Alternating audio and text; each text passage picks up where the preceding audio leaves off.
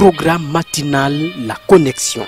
En ce temps de confusion et de panique générale, vous avez besoin de vous connecter au trône de Dieu et de maintenir la communion avec le Seigneur. Cette émission, c'est un temps de connexion divine.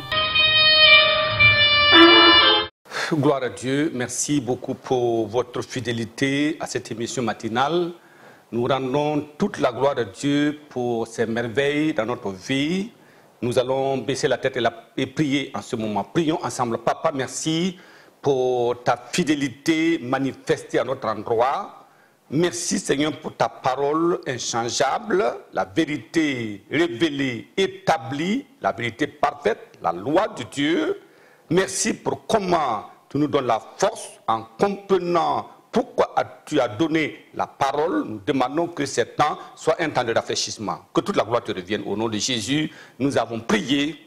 Amen. Nous sommes très contents de nous retrouver en ce moment pour parler encore de la parole de Dieu. Et aujourd'hui, nous voulons considérer le message intitulé « La suprématie et la prééminence du nom de Jésus ».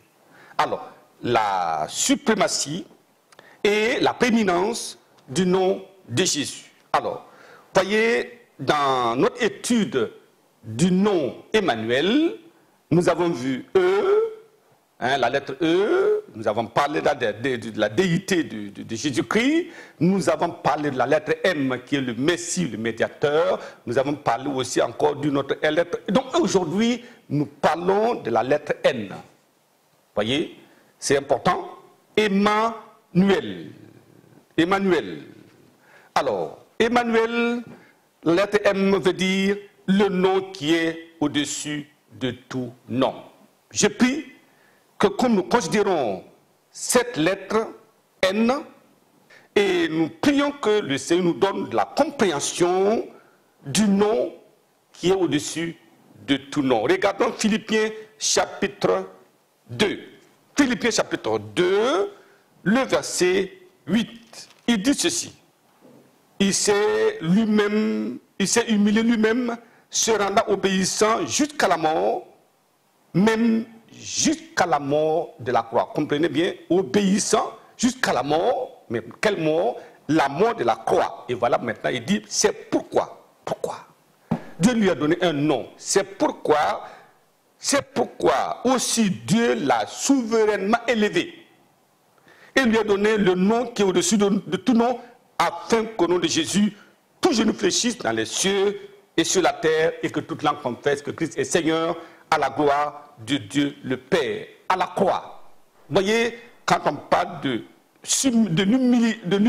l'humilité ou de l'humiliation de la croix, oui, obéissant jusqu'à la mort, ça veut dire quoi? Regardons ceci dans Matthieu chapitre 27. Nous comprenons pourquoi Dieu parle ainsi de Jésus et nous lisons le verset 50. Verset 50 dit ceci. Jésus poussa de nouveau un grand cri et rendit l'esprit. Oui, il est monté à la croix. Il poussa un grand cri, il rendit l'esprit. Et voici le voile du temple se déchira en deux, depuis le haut jusqu'en bas.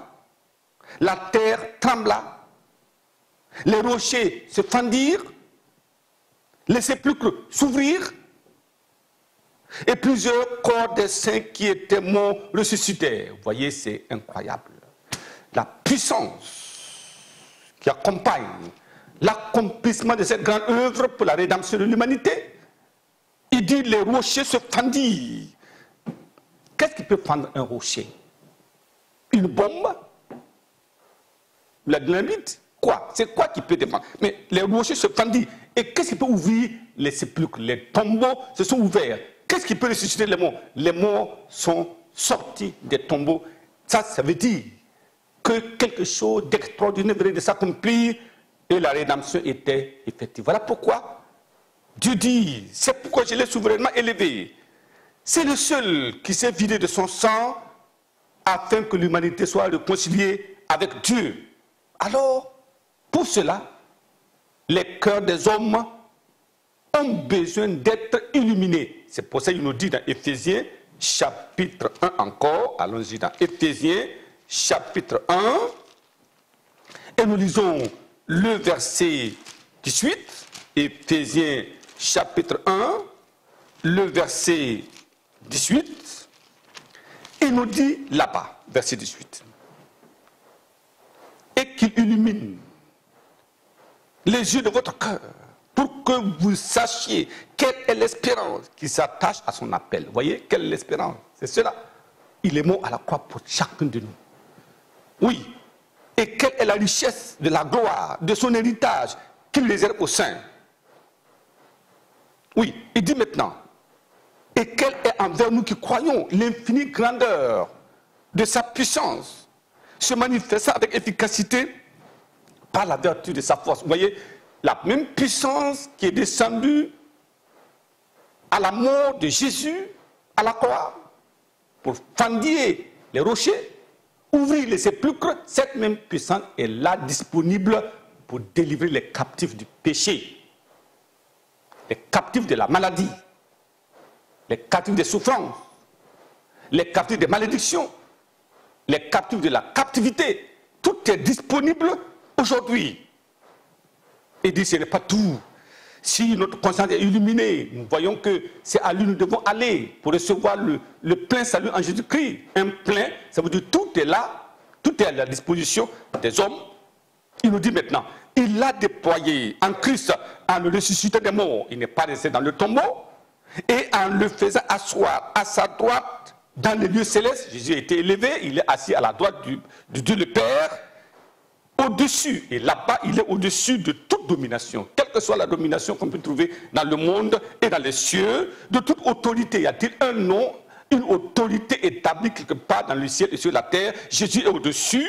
Il dit, de toute puissance, y a-t-il des puissances dans le ciel, des puissances sur la terre? Jésus est au-dessus, et au-dessus de toute dignité. Quelqu'un qu'on dit, il est dit de ceci, Jésus est au-dessus, et de tout nom qui peut se nommer, non seulement dans le siècle présent, mais encore dans les siècles à venir. C'est pour dire que demain, dans un an, dans un siècle, dans 3 siècles, peu importe, s'il y a un nom, quelqu'un qui va venir, Jésus est au-dessus du nom de ce dernier. Gloire à Dieu. Ça, c'est la prééminence. C'est cela. La suprématie du nom de Jésus. Et voilà pourquoi nous avons besoin de prier maintenant. Et vraiment, c'est incroyable. Comment laisser un si grand sauveur et tourner à gauche, à droite, qui est capable de tout? Tous les besoins de l'homme sont comblés en lui.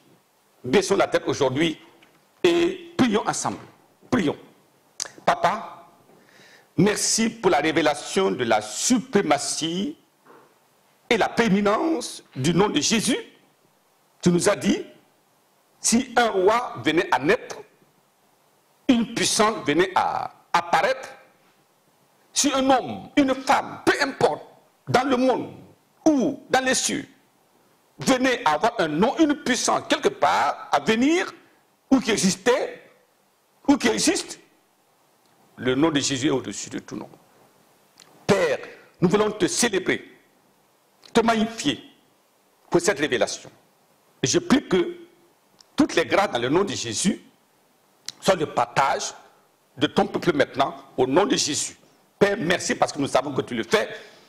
Conduis ton peuple, garde ton peuple, bénis ton peuple, guéris ton peuple, au nom de Jésus. Merci Père pour la réponse.